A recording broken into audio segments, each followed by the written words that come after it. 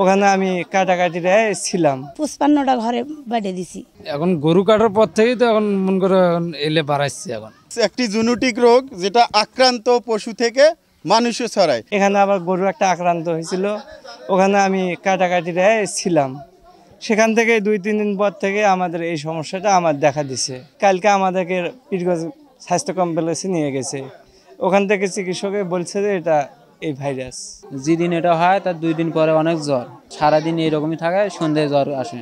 এখন গরু কাটার পর থেকেই তো এখন মন করে এলে বাড়াচ্ছে। এখন এই যে আমাদের এখানে ডাক্তার আছে, ডাক্তারের কাছে গেছিলাম, তাই আমাকে পীরগঞ্জ নিয়ে গেছে। এরা আসি মানুষকে অনেক অনেক ভয় দেখে গেছে যে এই লোকগুলোর পাশে বেড়াও না, এই লোকগুলোর পাশে বসলে পারে এই রোগগুলো আপনাদেরও হতে পারে। আমাদের স্বাস্থ্য কমপ্লেক্স থেকে লোক আসছিল, প্রাণী সম্পদ থেকে লোক এসে আমাদেরকে আশ্বস্ত করা হয়েছে যে এটা আতঙ্কের কিছু নাই, এটা যাদের হয়েছে তাদের মাধ্যমে অন্য কারো হবে না, এরকম বলছে আর কি।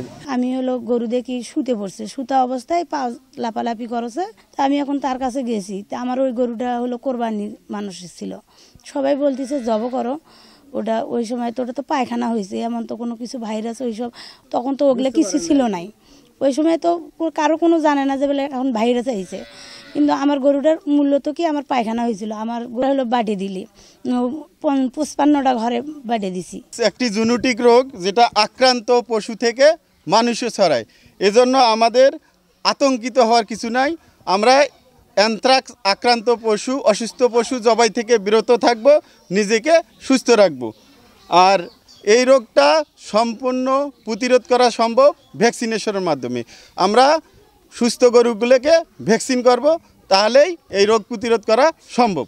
অ্যানথ্রাক্সের রোগী টোটাল আমরা 9 জন এসেছিল। টুটুল নামের এক ব্যক্তি অসুস্থ গরু জবাই করে, অসুস্থ গরু জবাই করার কারণে, এবং সে 55টা পরিবারে এই মাংসগুলো বিলি করে।